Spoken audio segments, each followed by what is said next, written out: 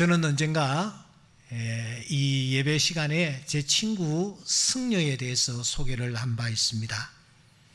그분이 우연히 제 영상을 접하게 되었고, 그때부터 이분은 주일날이면은 제 설교를 듣는 것입니다. 그것도 절에서 말입니다.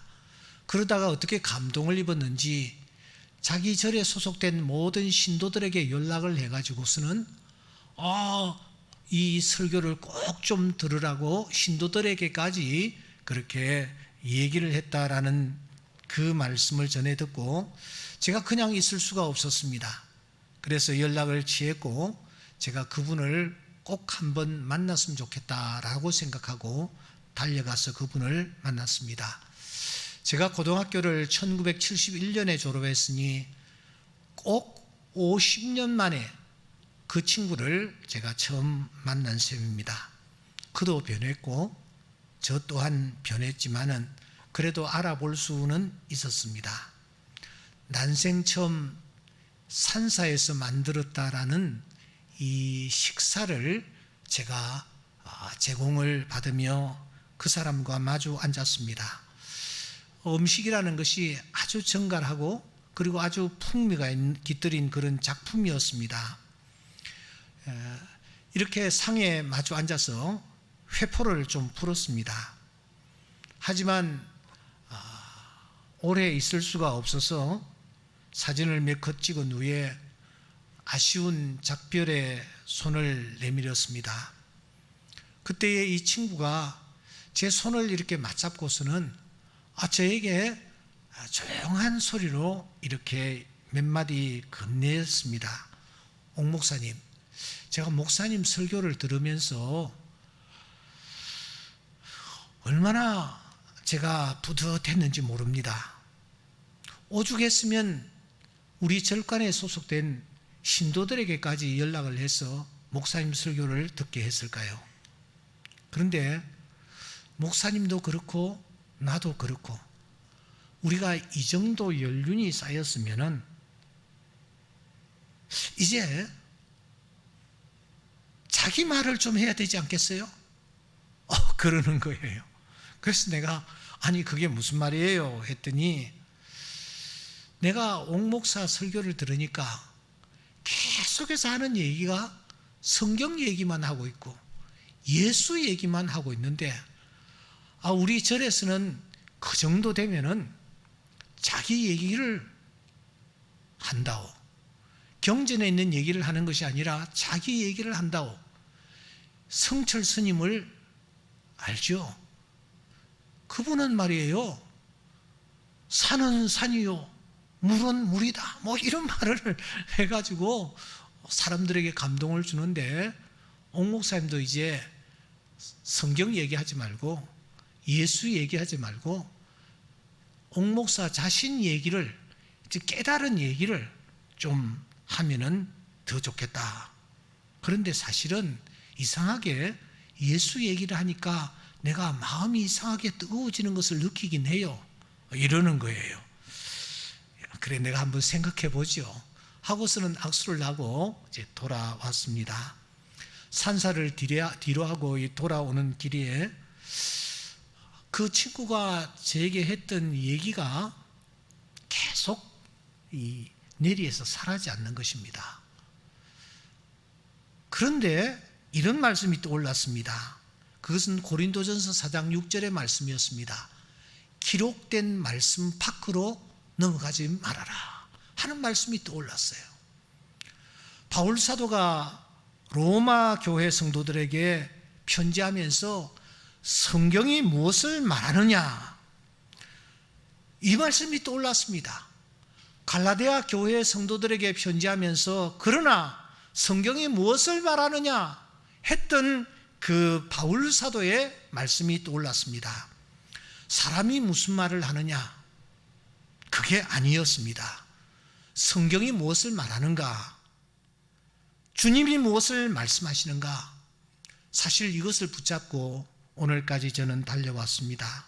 그리고 성경이 무엇을 말하는가, 우리 주님이 무엇을 말씀하시는가를 전하다가 이 강단에서 내려갈 것입니다.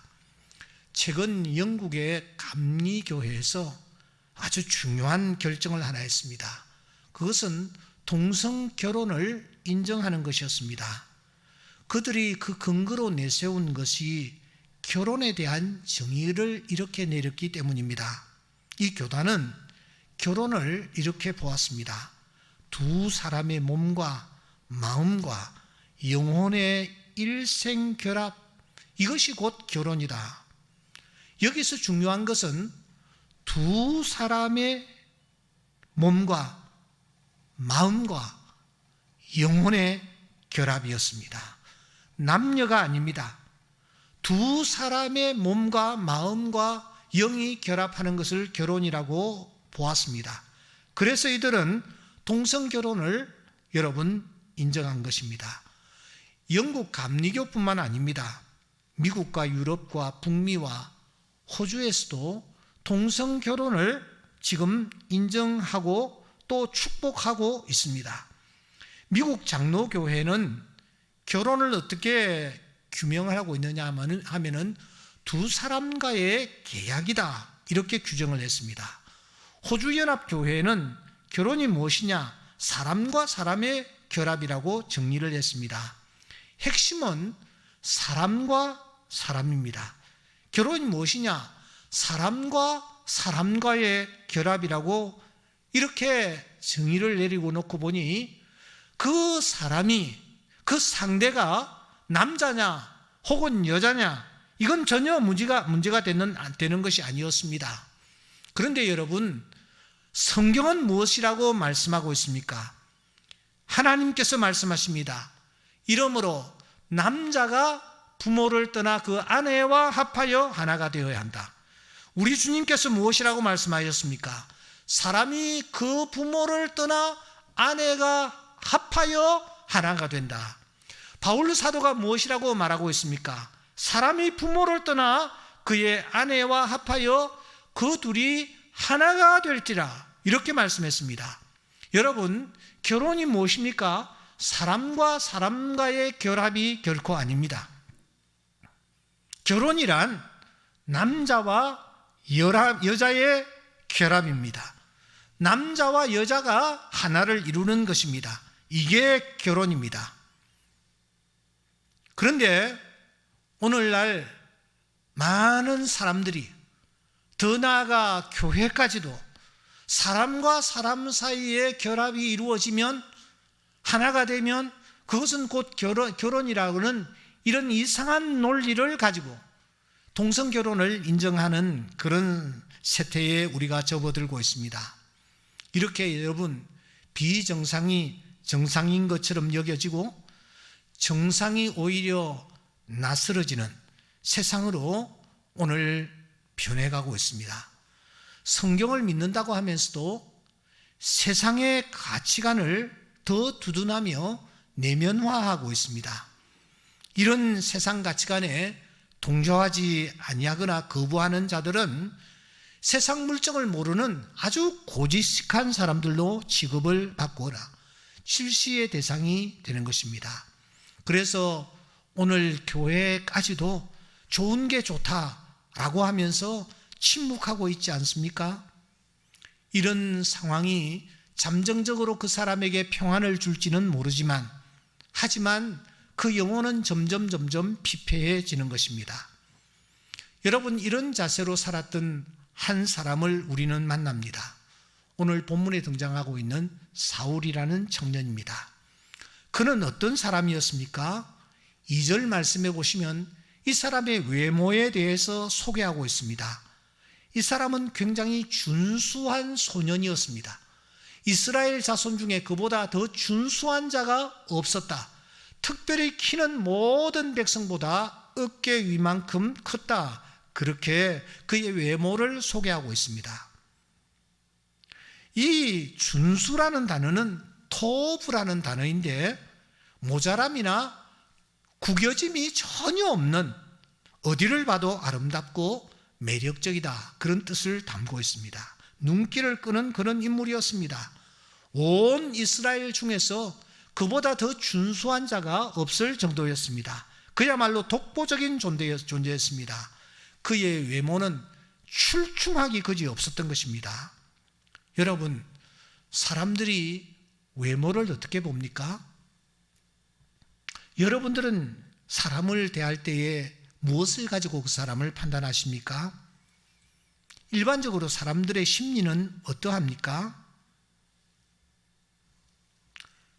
결혼을 특별히 앞둔 젊은이들은 외모를 굉장히 중요하게 생각합니다. 이런 경향성은 여자보다 남자가 훨씬 더 강하답니다. 일반적으로 여자들은 결혼 상대를 선택할 때에 남자의 성격과 경제력이 만족스러우면 외모는 어느 정도 타협할 여지로 남겨둡니다. 그런데 남자들은 이 부분에서 잘 타협하지 아니하려고 한답니다. 더 재미있는 사실은 외모를 중요하게 생각하는 이 경향성이 결혼 후에까지도 이어진다라는 것입니다. 그래서 중매를 많이 했던 아주 탁월한 이 중매쟁이는 이 결혼을 앞둔 젊은이들에게 이렇게 충고를 합니다. 할 수 있으면 외모를 버리라. 사람들은 결혼 상대를 찾을 때에 주로 외모, 성격, 경제력을 고려하는데 이 중에서 외모를 만일 버리면 훌륭한 배우자를 만날 수 있다. 혹 외모를 다 버리지 못하겠거든 그 사람의 키라든지 얼굴이라든지 몸매 중에 하나만이라도 꼭 버리라. 그리하면 그나마 좋은 상대를 만날 수 있을 것이다. 유명한 중매쟁이로 활약했던 사람이 젊은이들에게 던지는 충고입니다. 그만큼 사람들은 외모를 먼저 보고 외모를 가지고 그 사람을 판단하는 경향이 많다라는 것입니다. 선지자 사무엘도 별수가 없었지 않습니까? 그가 이새의 집에 갔을 때에 맏아들 엘리압이 나타났습니다. 외모가 아주 출중했습니다. 그래서 그는 단박 결정을 내립니다. 하나님께서 기름 부으려고 하는 자가 바로 이 사람이구나. 그때에 하나님께서 급히 나타나십니다. 말씀하시기를 내가 보는 것은 사람과 같지 아니하다. 사람은 외모를 보거니와 나 여호와는 중심을 본다. 그렇게 말씀하셨습니다. 그러니까 여러분, 오늘 본문에서 사울이라는 청년의 이 외모가 언급되고 있지만 그가 그것 때문에 이스라엘의 초대 왕으로 그가 부름을 받고 선택을 받은 것은 아니라는 것입니다. 그러면 그가 왕으로 선택을 받은 중요한 이유가 무엇일까요? 무엇보다도 그는 그의 중심이 아주 겸손했던 것을 우리는 확인합니다. 9장 21절에 보시면 나는 이스라엘 지파 중에 가장 작은 지파에 소속되어 있습니다. 나의 가족은 그 베냐민 지파 모든 가족 중에서 가장 미약합니다. 그러니까 이 사울이 얼마나 겸손했는지 우리가 알 수가 있습니다. 말만 이렇게 겸손한 것이 아닙니다. 사람들이 그를 왕으로 옹립하려고 했을 때에 아무리 찾아도 이 사울이 없는 것입니다. 그때에 하나님께서 사울에게 말씀하십니다. 지금 사울이 어디 있느냐? 그가 짐 보따리들 사이에 숨었느니라. 짐 보따리들 사이에 이 사울이 숨었습니다. 사람들이 왕으로 옹립하려고 하니까 그 자리를 피해서 그가 혼자 꽁꽁 자기의 몸을 숨긴 것입니다. 그만큼 이 사울이라는 청년은 겸손했습니다. 자신을 보잘것없는 그릇으로, 하찮은 존재로 자신을 생각했습니다. 그렇습니다. 하나님은 교만한 자를 물리치시고 겸손한 자에게 은혜를 베푸시는 분이십니다. 주 앞에서 낮추면 주님께서 높여주시는 것입니다. 사울이 여러분 이스라엘의 왕이 된 것은 이렇게 겸손했기 때문이라고 생각할 수 있습니다. 정말 그가 겸손했기 때문에 그가 왕으로 세움을 입었을까요? 또 하나, 우리가 이 사울의 행적을 살피면 하나님의 영까지 그에게 임하셨던 것을 우리는 발견합니다. 사무엘상 10장 6절에 보시면 여호와의 영이 이 사울 청년에게 크게 임했다고 했습니다. 그래서 예언까지 하는 것입니다. 10장 9절에 보시면 하나님이 그에게 새 마음을 주셨다, 그렇게 말씀하십니다. 이어지는 10절에 보시면 하나님의 영이 사울에게 크게 임했다라고 말하고 있습니다. 그러니까 하나님의 영이 이 사울 청년과 함께 하셨던 것을 우리가 발견합니다. 무엇보다도 하나님께서 이 사울이라는 청년을 선택하신 것을 우리가 성경을 통해서 확인할 수가 있습니다. 사무엘상 9장 16절에 보시면 하나님께서 직접 말씀을 하십니다. 베냐민 땅에서 한 사람을 사무엘 너희에게로 내가 보낼 터인데 너는 그에게 기름을 부어러 이스라엘의 지도자로 삼으라. 하나님께서 직접 사무엘 선지자에게 나타나셔서 이 말씀을 하셨습니다. 이어지는 17절에 보시면 사무엘 선지자가 사울 청년을 바라보고 있습니다. 그때 하나님께서 이 사무엘에게 나타나셔서 말씀하십니다. 보라, 내가 내게 말한 이 사람이다. 이 사람이 내 백성을 다스릴 것이다. 이렇게 하나님께서 사라는 이 사울 청년을 직접 지명하시면서 이 사람에게 기름을 부으라고 말씀하시는 것입니다. 여러분, 이렇게 볼 때에 사울이라는 청년이 기름 부음을 받아 이스라엘의 왕으로 등극하는 이 과정은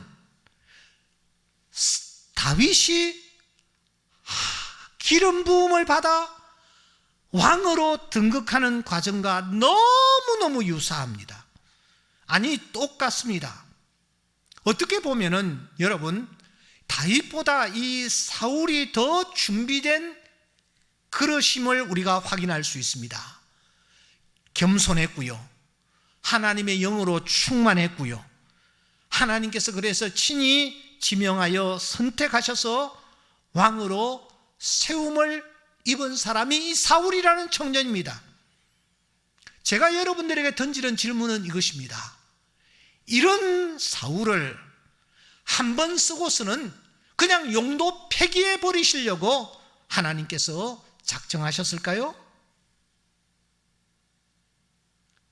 하나님께서 이렇게 겸손하고 하나님의 영으로 충만했고 하나님께서 지명하여 기름 부어 왕으로 세우라 한 이 사울을 한 번 쓰고 그냥 하나님께서 버리시려고 하나님께서 이 사울을 왕으로 세우실까요? 절대 아닙니다. 여러분, 사무엘을 통해서 하나님께서 무엇이라고 말씀하셨습니까? 13장 13절에 보시면 그리하였더라면 여호와께서 이스라엘 위에 왕의 나라를 영원히 세웠을 것이다. 영원히 세우셨을 것이다. 그렇습니다. 하나님께서 사울을 세우실 때에 한 번 쓰고 그냥 내던져 버리시려고 하나님이 사울을 왕으로 세우신 것이 결코 아닙니다. 비참하게 그의 생을 끝내도록 하나님께서 작정하시고 그를 왕으로 세운 것이 아니었습니다. 그런데 사랑하는 여러분, 그 사울이 말이죠, 비참하게 생을 끝내고 맙니다. 그 이유가 무엇일까요? 도대체 그 원인이 무엇일까요? 그래서 이 13장 앞부분이 대단히 중요한 것입니다. 더 구체적으로 말씀드리면 13장 1절 말씀부터 12절까지 어떤 일이 있었는가를 우리가 살피셔야 합니다.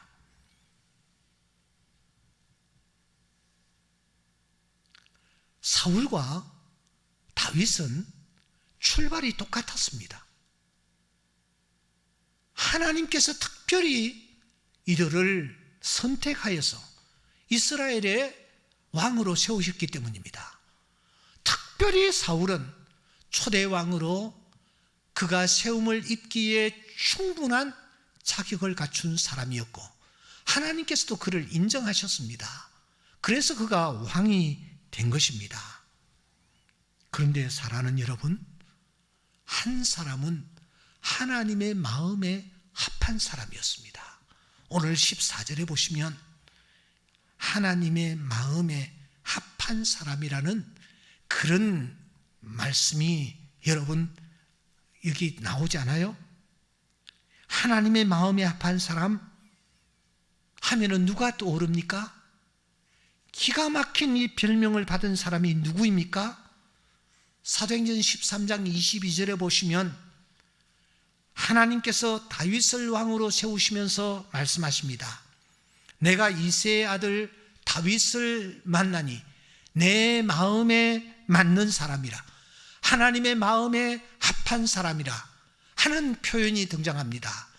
그러니까 사울은 하나님의 마음에 합하지 못하였으므로 그가 세움을 입었으나 끝나고 말았고, 다윗은 하나님의 마음에 합하였기 때문에 그가 대대로 그가 세움을 입었고 그의 후손을 통하여 인류의 구원자 예수 그리스도께서 탄생하시는 이런 놀라운 일이 일어난 것입니다.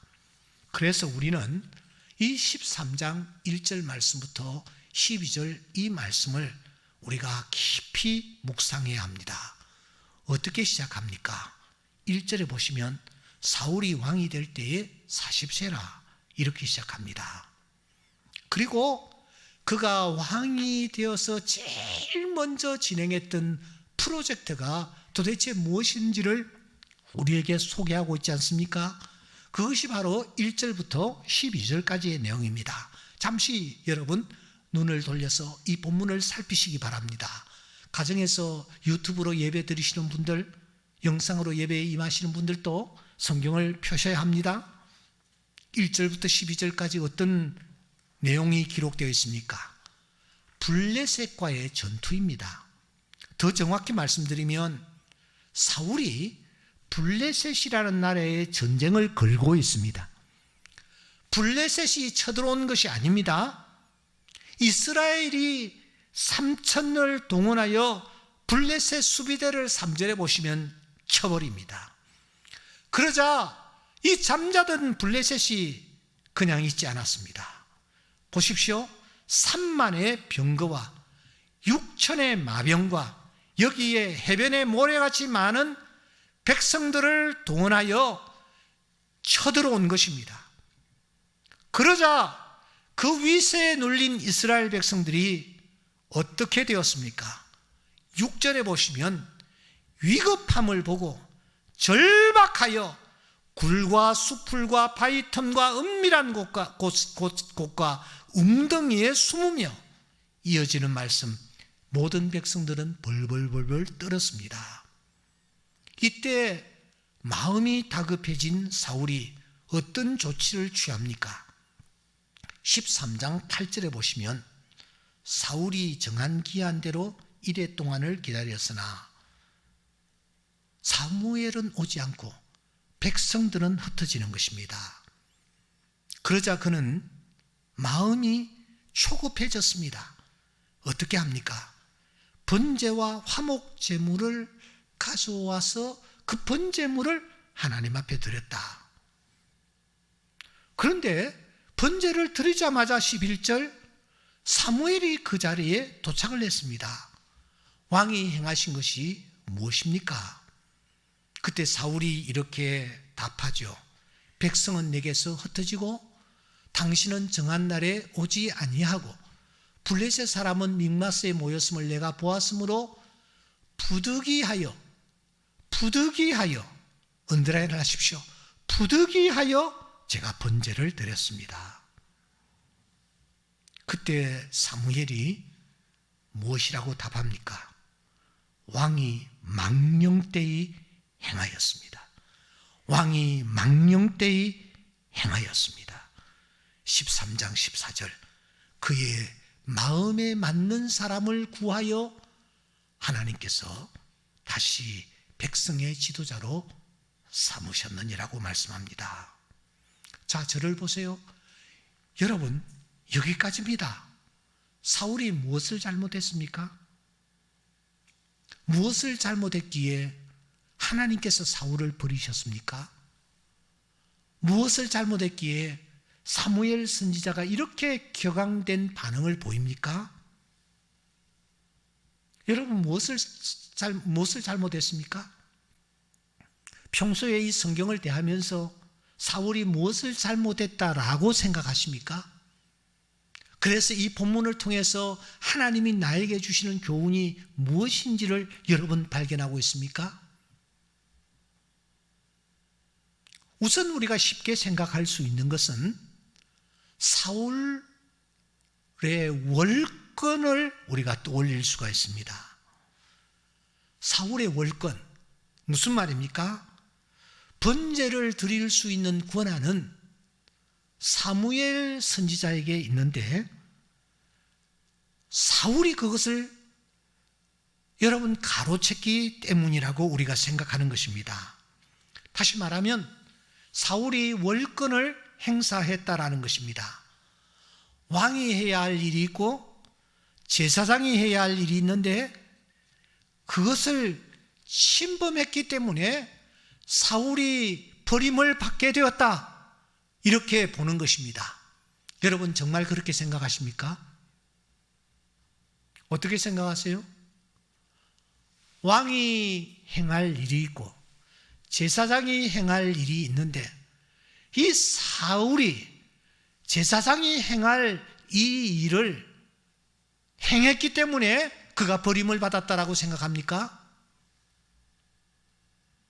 여러분, 사무엘하 6장 17절에 보시면 다윗이 번제와 화목제를 여호와 앞에 드리니라 라는 표현이 있습니다. 다윗 왕이 번제를 드리고 있습니다. 그런데 하나님께서 이 다윗을 치시지 않습니다. 다윗을 버리지 않습니다. 오히려 하나님께서 그 번제를 기쁘게 받으십니다. 어떻게 이해를 해야 합니까? 사무엘하 24장 25절에도 보시면 이 다윗이 여호와를 위하여 제단을 쌓고 번제와 화목제를 드렸다라고 표현하고 있습니다. 다윗이 드렸습니다. 그런데 여러분, 다윗이 드린 번제는 하나님께서 받으시고 사울이 드린 번제는 하나님께서 받지 않으셨다? 우리가 이렇게 해석을 해도 된단 말입니까? 열왕기상 3장 4절 말씀해 보시면 그의 아들 솔로몬이 1천 번제를 하나님 앞에 드렸다고 했습니다. 하나님께서 그 번제를 기쁘게 받으십니다. 그리고 꿈에 나타나셔서 말씀하십니다. 내가 내게 무엇을 줄고 너는 구하라. 하나님께서 솔로몬 왕이 하나님 앞에 드리는 번제를 기쁘게 받으셨습니다. 아니, 같은 다윗이, 같은 솔로몬이 하나님 앞에 드린 번제는 기쁘게 받으시면서 사울이 번제를 월권으로 드렸기 때문에 하나님께서 그를 버리셨을까요? 절대로 아닙니다, 여러분. 사울이 월권을 행사했기 때문에 하나님께서 이 사울을 버리신 것이 아니라는 것입니다. 그러면 또 이유가 무엇일까요? 13장 8절에 보시면 사무엘이 정한 기한대로 1회 동안을 기다렸으나 이 1회라는 이 7일이 우리의 눈길을 끕니다. 7일 동안 기다렸습니다. 그런데 사무엘이 오지 아니했다고 성경은 표현합니다. 언제부터 여러분 계산하여 7일일까요? 사무엘과 사울이 언제 이 7일 약속을 했습니까? 오늘 13장 1절부터 12절까지에는 이 7일에 대한 그 어떤 흔적도 없습니다. 그래서 학자들은 앞을 넘어가 보십시오. 사무엘상 10장 8절과 깊은 연관이 있다라고 봅니다. 10장 8절에 보시면 너는 나보다 앞서 길갈로 내려가라. 내가 내게로 내려가서 번제와 화목제를 드리리니 내가 내게 가서 내가 행할 것을 가르칠 때까지 7일 동안 기다리라. 이렇게 사무엘이 사울에게 얘기하는 것을 우리가 볼 수 있습니다. 사무엘이 사울에게 7일 동안 기다리라고 했습니다. 그래서 학자들은 여기 이 7일이 있지 않느냐 이렇게 얘기를 하는 것입니다. 그런데 사무엘이 7일을 약속했음에도 불구하고 이 사울 청년이 그 7일을 기다리지 못하고 인내하지 못하고 그가 성급하게 그가 제사를 드렸기 때문에 그가 버림을 받았다, 그렇게 보는 것입니다. 그런데 여러분, 저는 이 논리도 맞지 않는다라고 생각합니다. 그 이유는 13장 1절입니다. 한번 보십시오. 지금 이 전쟁이 언제 일어났습니까? 사무엘상 13장 1절에 보시면 그가 이스라엘을 다스린 지 2년에 라는 표현이 있습니다. 그가 이스라엘을 다스린 지 2년에, 지금 이 일은 언제 일어났느냐? 왕이 된 2년 후에 일어난 일입니다. 앞부분 10장 8절의 이 7일은 2년 전의 일이에요. 그러므로 2년 전의 일, 2년 전의 그 약속을 지금 여기에다가 연결시키는 것은 너무너무 무리한 것입니다. 그러므로 7일 동안 인내하지 못하고 성급하게 사울이 그가 제사를 드렸다, 사무엘과의 약속을 지키지 못하였기 때문에 그가 버림을 받았다라는 이 논리도 여러분 맞지 않는 것입니다.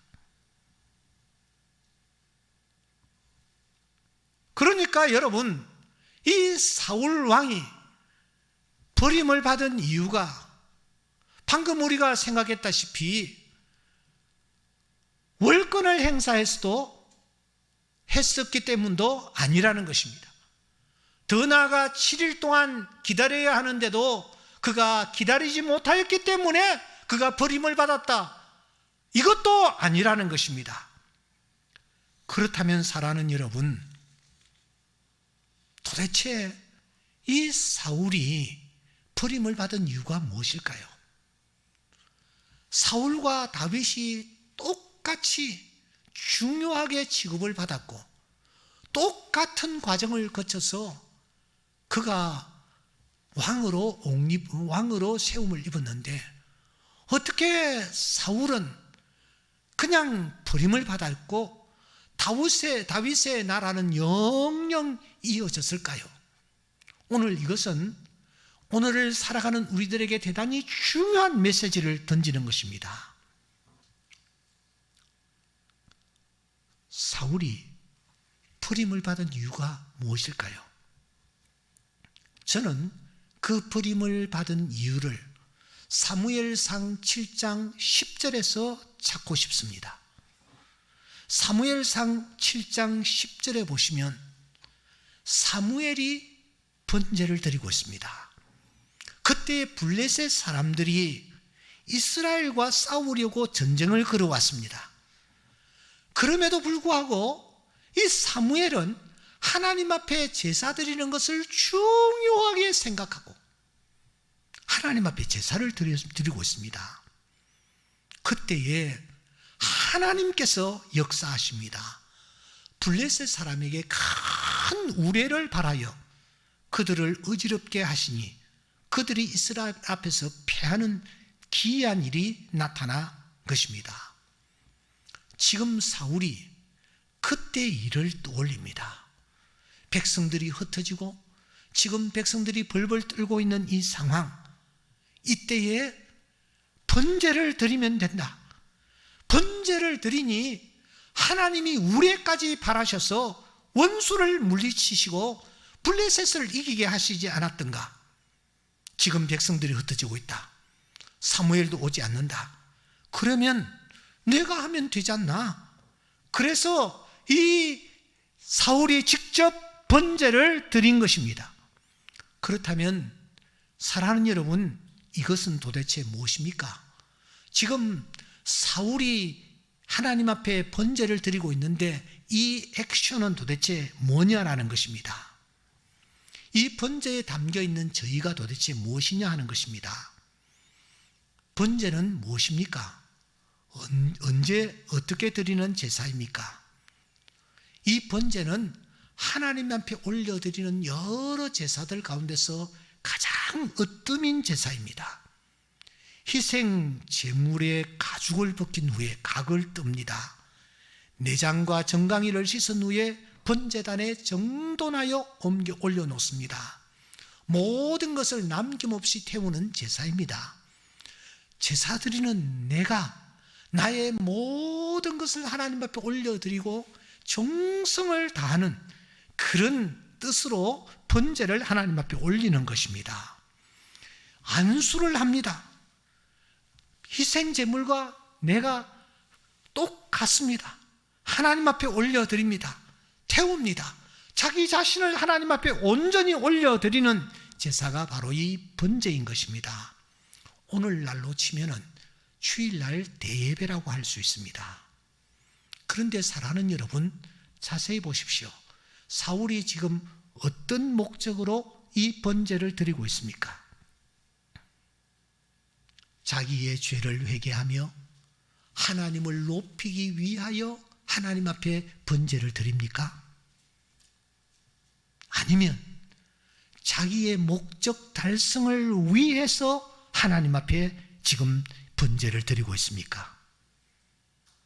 사울은요, 지금 자기의 목적을 달성시키기 위해서, 자기의 목적을 달성하기 위해서 하나님을 이용하고 있는 것입니다.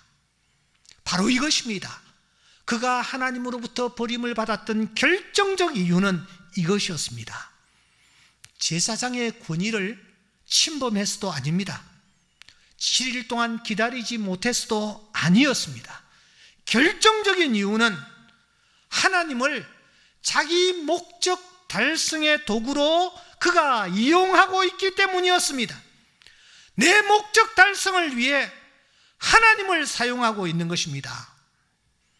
하나님 앞에 번제를 드리면 이 전쟁에서 이기게 할 것이며 블레셋이 패하게 될 것이다. 그러면 이 전쟁을 계기로 나의 왕권은 공고해질 것이다. 백성들은 나를 우러러 볼 것이다. 이런 인간적인 욕심이 번제를 드리게 된 주동인이었다라는 것입니다. 하지만 지난날 미스바에서 사무엘은 어떠했습니까? 온 백성을 미스바에 모았습니다. 모두가 금식하며 회개하며 하나님 앞에 엎드렸습니다. 그야말로 그 유명한 미스바 성회가 열렸던 것입니다. 그 틈을 타서 블레셋이 무장해제를 한 이스라엘을 쳐들어왔습니다. 그 소식을 듣고서도 온 이스라엘은 사무엘과 함께 하나님 앞에 신령과 진정으로 제사를 올렸습니다. 자신들의 생명을 하나님 앞에 올려드리는 그런 자세로 하나님 앞에 온 힘을 다하여 제사를 드렸던 것입니다. 하나님 중심이었습니다. 전쟁터에 나가지 않고 번제를 먼저 하나님 앞에 올렸습니다. 그때 하나님이 나타나셨습니다. 큰 우레를 바라셨습니다. 원수들을 어지럽게 하시고 패퇴시키셨습니다. 그런데 지금은 아닙니다. 사울은 자기 목적 달성을 위하여 전쟁을 일으켰습니다. 그 전쟁에서 수세에 몰리니 하나님을 이용하기로 한 것입니다. 하나님은 결코 만홀히 여김을 받지 아니하시는 분이십니다. 경배받으시기에 합당하신 분이십니다. 그 하나님을 이용하려고 해서는 안 되는 것입니다. 살아나는 기도라는 최근에 막 나온 책이 한 권 있습니다. 판교에서 목회를 하는 목사님이 쓰신 책인데 제가 이 책을 처음부터 끝까지 읽으면서 마음에 큰 감동을 받았습니다. 이 책의 핵심은 이것입니다. 하나님을 우리가 알라딘의 요술 램프처럼 우리가 이용할 때가 많이 있다. 아니, 하나님을 나의 종, 나의 부하 정도로 생각하는 그런 경우가 많이 있다고 그는 일갈하고 있습니다. 하나님을 우리가 내 삶을 위하여 이용하는 도구로 우리가 쓸 때가 많이 있다라는 것입니다. 사울은 지금 하나님 앞에 번제를 드리고 있습니다. 하지만 그 번제를 마치 뇌물처럼 바치고 있는 것입니다.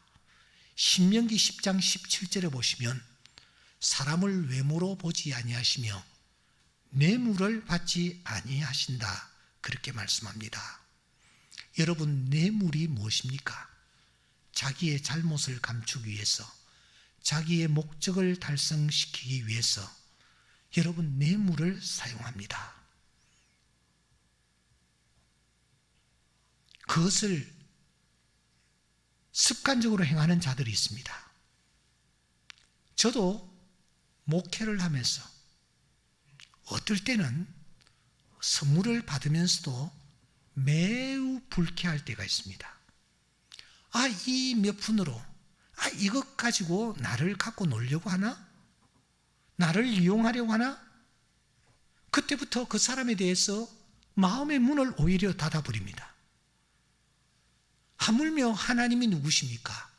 우리의 중심까지 헤아리시는 분이시지 않습니까? 지금 사울은 몇 푼 바쳐서 하나님을 이용하여 자기 입지를 올리려고 계획하고 있는 것입니다. 하나님은 그 중심을 보시고 그를 치시는 것입니다. 그를 그 대에서 끝나게 만드시는 것입니다. 사랑하는 여러분, 망령되다라는 단어를 사무엘이 지금 쓰고 있지 않습니까? 어디에 이 단어가 쓰입니까? 하나님께서 십계명을 주시면서 말씀하십니다. 너는 내 하나님 여호와의 이름을 망령되게 부르지 말아라. 이렇게 하는 자들을 죄 없다 하지 아니하리라. 이제 말씀을 맺겠습니다. 사울이라는 청년은 정말 잘 갖춰진 그릇이었습니다. 외모도 출중했고요. 그는 또 마음도 겸손했고요. 하나님의 영이 그와 함께 했고요. 무엇보다도 하나님이 지명하여 하나님께서 세우신 그야말로 지도자였습니다. 그런데 그 사울이 버림을 받았습니다.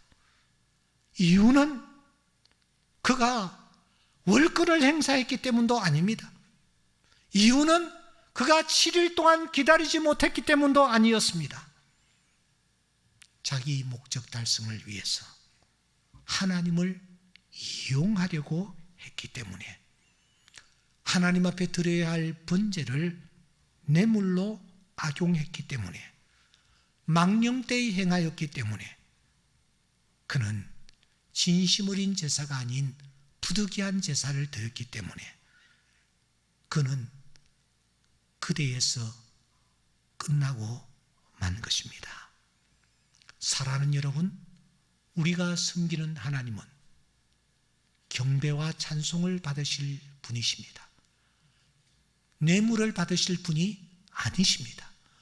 우리가 그 하나님을 이용하려는 자세로 하나님 앞에 나와서는 되지 않습니다. 온 마음으로 그 하나님을 높이며 찬양할 때에 하나님께서는 우리가 간구하지 아니한 것까지 들으시고 응답하여 주실 줄 믿습니다. 이 하나님께로 나아가는 우리 모두가 될 수 있기를 주의 이름으로 축원합니다. 기도드리겠습니다.